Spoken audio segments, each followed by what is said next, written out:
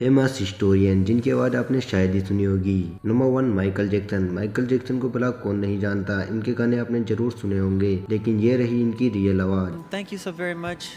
Thank you NSYNC. I am so proud to. Number 2 Bob Marley. World famous Jamaican singer Bob Marley की आवाज़ कुछ ऐसी थी। Money. I mean, how much is a lot of money to you? Next Albert Einstein. इनकी आवाज़ कुछ ऐसी थी। Das Besondere habe ich mich gefreut, diese besondere Vorliebe hier zu sehen.